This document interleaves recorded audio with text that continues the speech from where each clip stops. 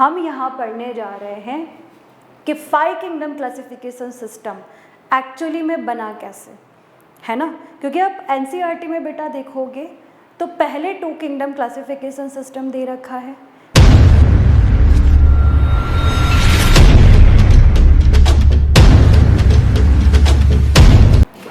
Hello and welcome you all.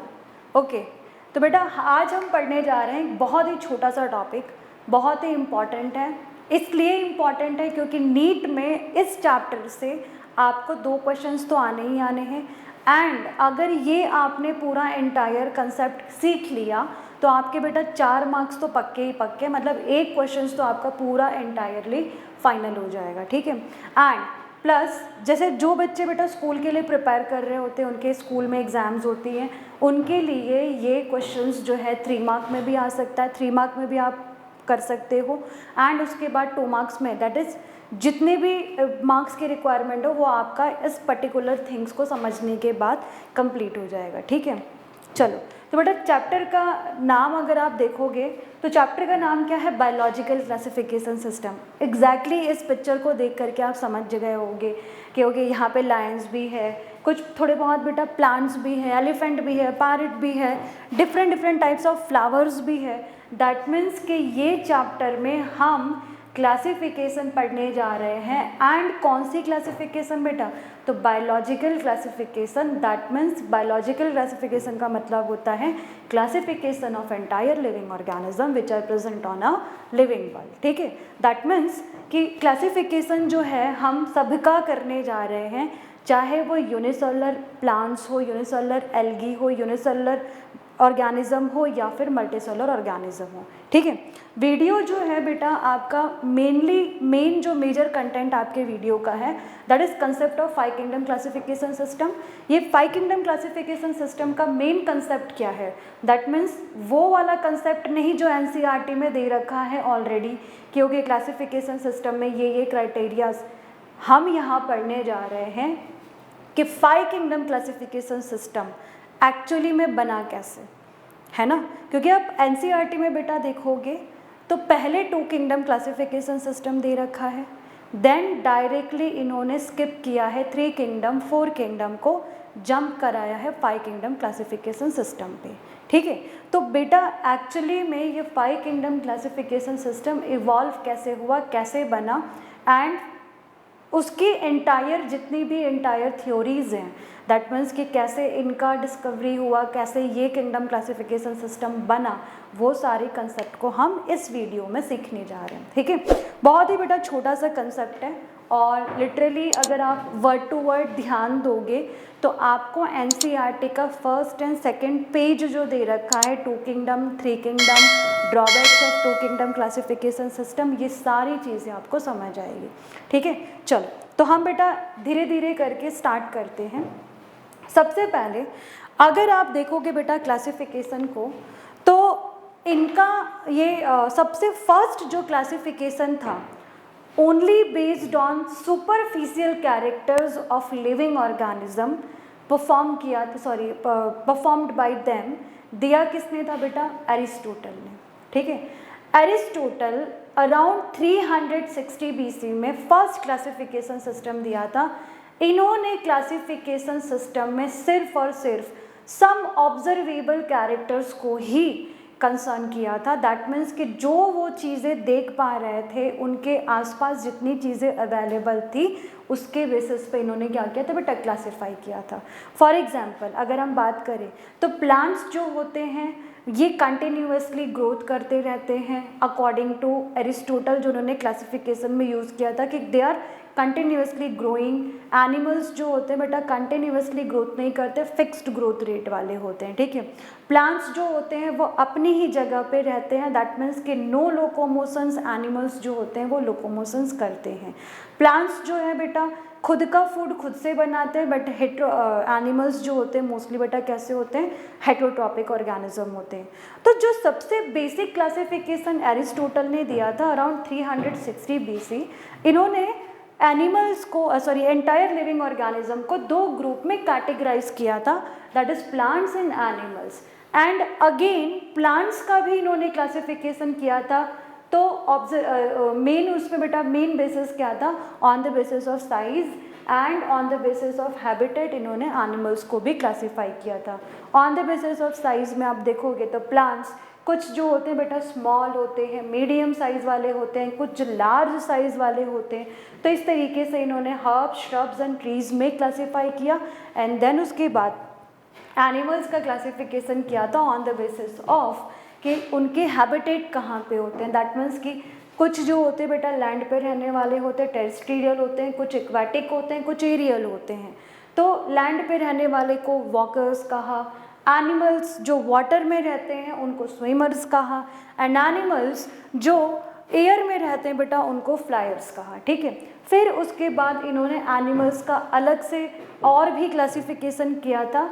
Animal with red bloods है ना, anaemia, and animals without red blood उन्होंने बताया था बेटा एनामिया। ठीक है, इस तरीके से इन्होंने क्लासिफिकेशन किया था, बट उनका क्लासिफिकेशन सिर्फ और सिर्फ चीज़ों को देख के हुआ था।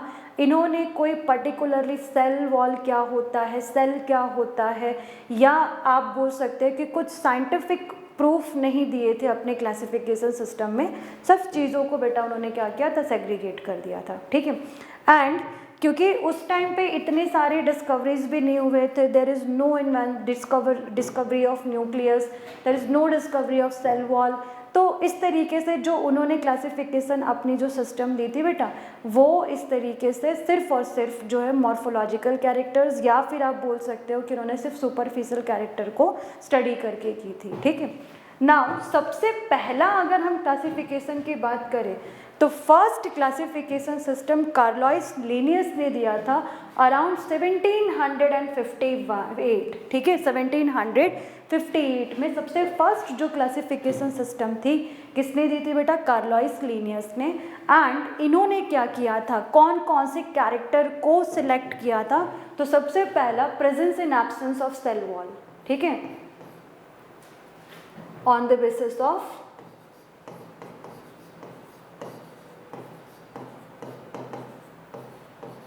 presence and absence of cell wall, cell wall है ना, presence and absence of cell wall। Second criteria इन्होंने लिया था presence and absence of nervous tissue।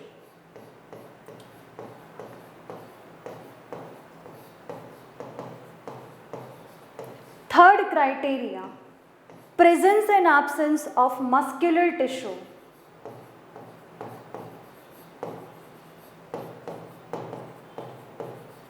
Fourth criteria presence and absence of excretory system।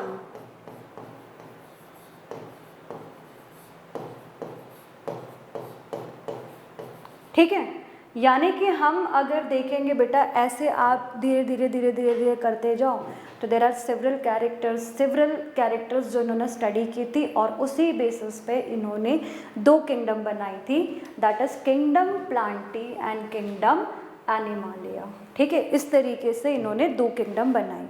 हम सबसे पहले कैरेक्टर को ज़्यादा अंडरस्टैंड करेंगे बिकॉज एनसीईआरटी में सेल वॉल के अकॉर्डिंग ही क्लासिफिकेशन बताया हुआ है।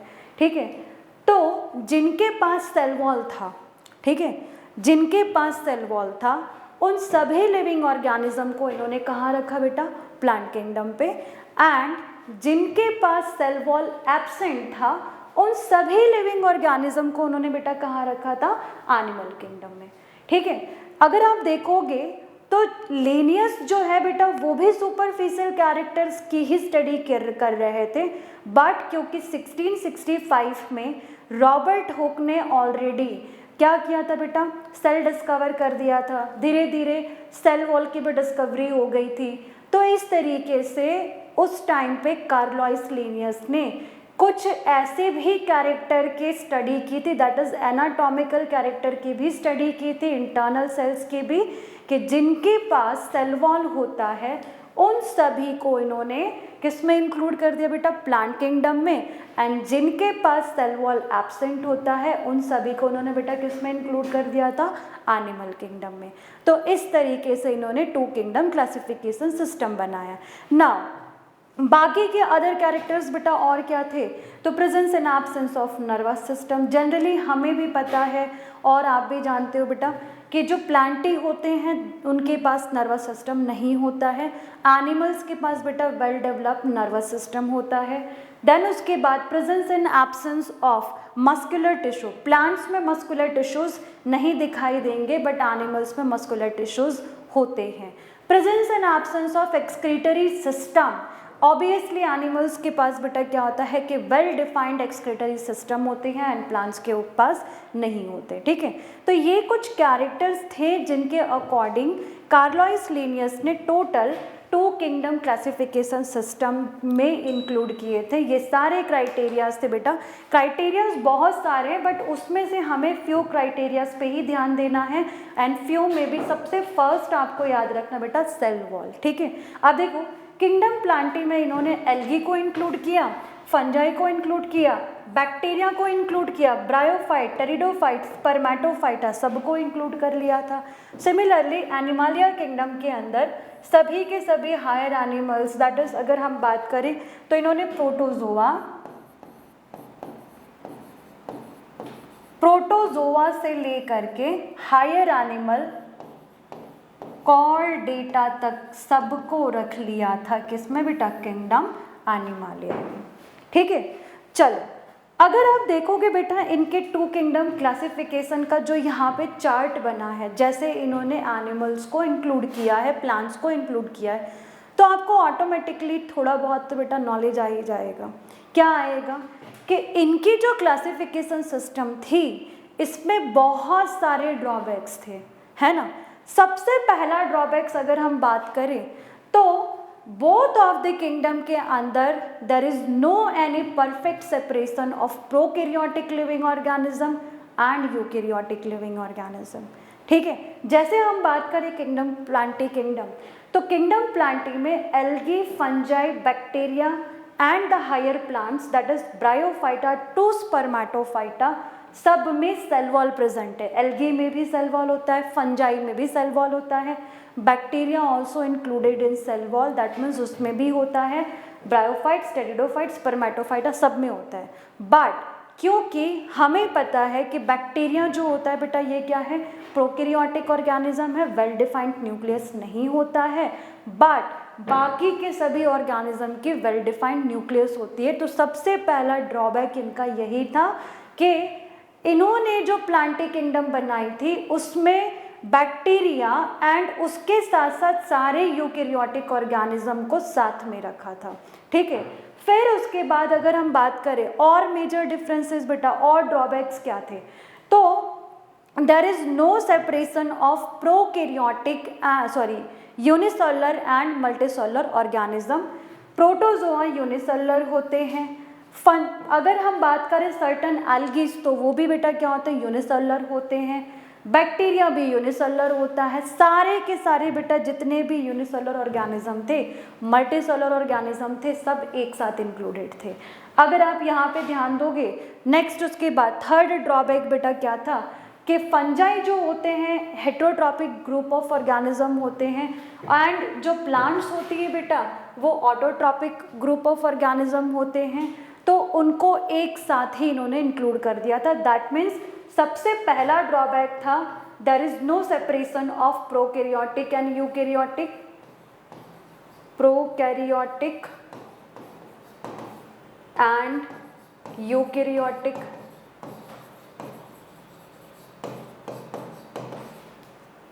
organism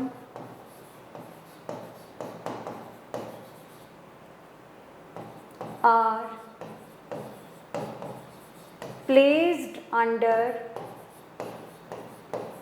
same kingdom। ठीक है, यूनिसेलुलर सेकेंड बेटा, यूनिसेलुलर एंड मल्टीसेलुलर, जैसे फॉर एग्जांपल क्लेमिडोमोनास जो है यूनिसेलुलर ऑर्गेनिज्म है, जबकि स्पाइरोगायरा बेटा क्या होता है, मल्टीसेलुलर ऑर्गेनिज्म, जिन्होंने सेम ग्रुप में ही इंक्लूड किया था। No separation of kingdom fungi heterotrophic group of organism that is fungi and autotrophic group of organism that is plant. तो ये सारे उनके ड्रॉबैक्स थे। अब इन्हीं ड्रॉबैक्स को ऑब्जर्व करते हुए डिस्कवरी बेटा किसकी हो गई, थ्री किंगडम क्लासिफिकेशन सिस्टम की। ठीक है, चलो अगर आप देखोगे कि थ्री किंगडम क्लासिफिकेशन सिस्टम जो है वो किस तरीके से डेवलप हुई है ना, तो अगर आप चेक करोगे बेटा तो आपको समझ में आ जाएगा।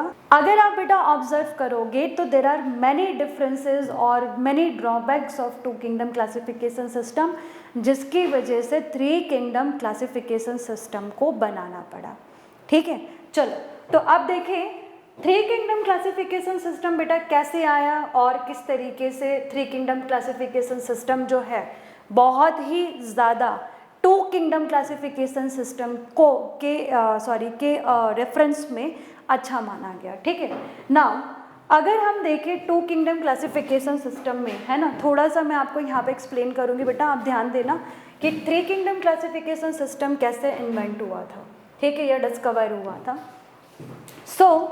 क्या किया था बेटा, ये सबसे पहले आपको याद रखना है कि थ्री किंगडम क्लासिफिकेशन सिस्टम जो है अर्नेस्ट हैकेल ने दिया था इन 1860s में। ठीक है, और according to three kingdom classification system इन्होंने किया क्या था। ठीक है, जितने भी unicellular plants and unicellular animals थे, kingdom animal and kingdom plant में से सेपरेट करके एक नया ग्रुप बना दिया, that is Protista, and Protista group को उन्होंने सेपरेट किंगडम ही एंटायरली जो है बेटा फॉर्म कर दिया। तो प्रोटिस्टा किंगडम जो है हमारी थर्ड किंगडम थी। ठीक है, जो टू किंगडम क्लासिफिकेशन के बाद जनरेट हुई। ठीक है, क्या किया बेटा इन्होंने, देखो तो इन्होंने, हम टू किंगडम पे जाते हैं, जो टू किंगडम क्लासिफिकेशन में था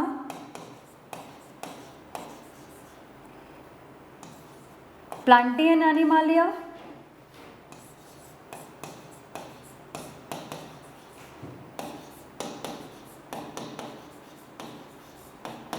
ठीक है, प्लांटी में यूनिसेल्युलर एंड मल्टीसेल्युलर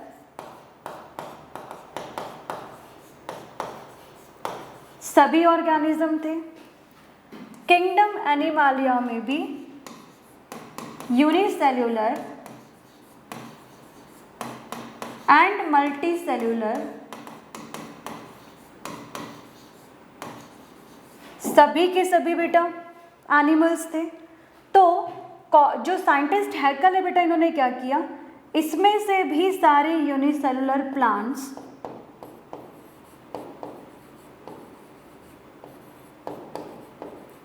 एंड यहाँ से एनिमल्स में से भी यूनिसेलुलर एनिमल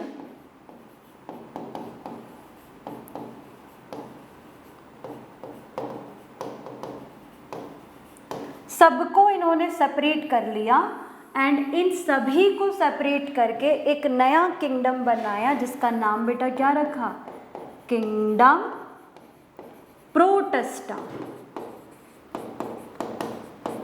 ठीक है, किंगडम प्रोटिस्टा। तो किंगडम प्रोटिस्टा में सारे जितने भी यूनिसेलुलर ऑर्गेनिज्म होते हैं, चाहे वो ऑटोट्रॉपिक दैट इज प्लांट्स हो, चाहे वो हेट्रोट्रॉपिक दैट इज एनिमल्स हो, सबको इन्होंने क्या किया बेटा, एक सेपरेट किंगडम में रखा। दैट किंगडम का नाम इन्होंने क्या दिया बेटा, किंगडम प्रोटिस्टा। राइट, सो इस तरीके से इन्होंने थ्री किंगडम क्लासिफिकेशन सिस्टम का जनरेशन किया। दैट मीन्स कि सबसे पहले जो टू किंगडम्स ऑलरेडी फॉर्म्ड थे, वो तो ऑलरेडी बेटा जो है इन्होंने क्या किया था, वो तो फॉर्म थे ही, बट उनमें से यूनिसेलुलर जितने भी ऑर्गेनिज्म थे सबको सेपरेट करके एक नया किंगडम बना दिया, that is kingdom protista. But अभी भी बेटा इसमें सबसे बड़ा मेजर ड्रॉबैक था। क्या मेजर ड्रॉबैक था, तो अगर आप देखोगे तो इनकी डिस्कवरी जो थी बेटा थ्री किंगडम की, या इन्होंने जो फॉर्म किया था three kingdom classification system, it was around 1860 years. And क्योंकि हम जब हिस्ट्री पढ़ते हैं सेल की, तो उसमें आपने पढ़ा था कि न्यूक्लियस जो था उसकी डिस्कवरी की थी रॉबर्ट ब्राउन ने, and it was around 1800 something, and finally 1900 में जो है बेटा सारी चीज़ें जो है क्लियर हुई। ठीक है, तो अगर आप देखोगे ना थ्री किंगडम के बाद फोर किंगडम क्लासिफिकेशन सिस्टम कैसे आया, तो ये इनके ड्रॉबैक से ही पता चल जाएगा आपको। ड्रॉबैक बेटा क्या था कि इन्होंने यूनिसेलुलर ऑर्गेनिज्म को सेपरेट करके क्या किया था बेटा, न्यू किंगडम बनाया था, किंगडम प्रोटिस्टा। तो अगर आप देखोगे तो किंगडम प्रोटिस्टा में अभी भी सबसे बड़ा ड्रॉबैक ये था कि ये सारे यूनिसेलुलर में से there is no separation of eukaryotic and prokaryotic.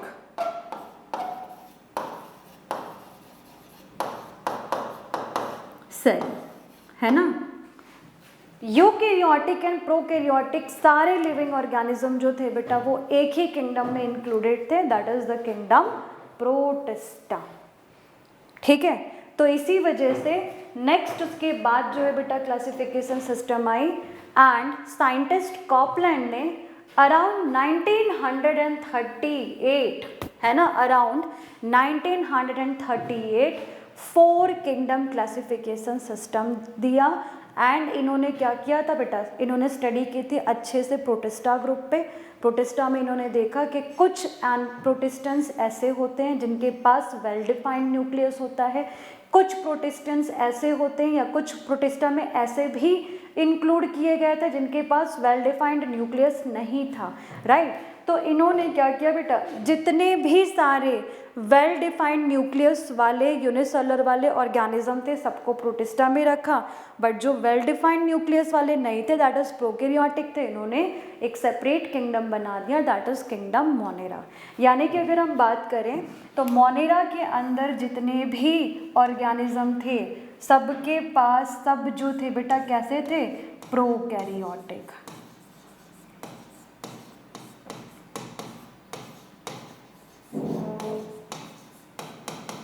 ठीक है, प्रोकैरियोटिक ऑर्गेनिज्म है ना बेटा, and prokaryotic are always unicellular. ठीक है, प्रोटिस्टा में सारे यूकैरियोटिक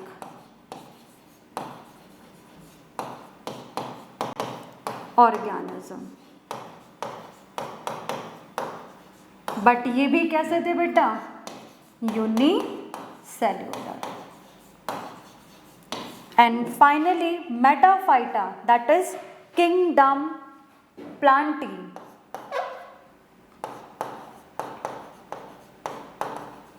ठीक है, all are multicellular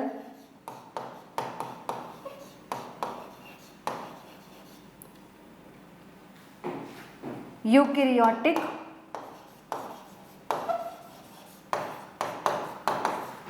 प्लांट्स। ठीक है, एंड मेटाजोआ को animalia, all are multicellular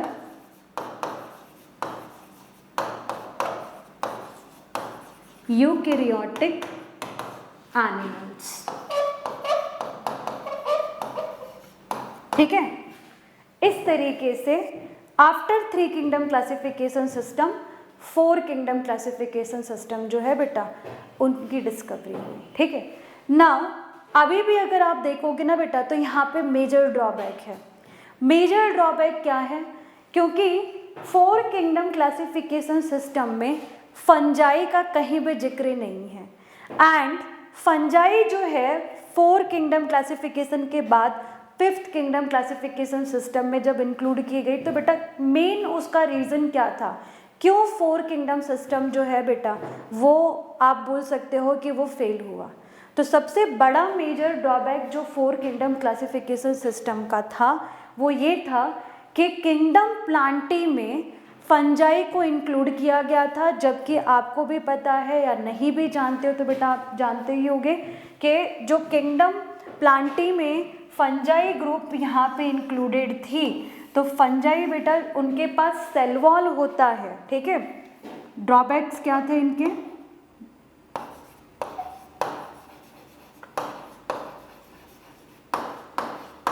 4 kingdom. ठीक है,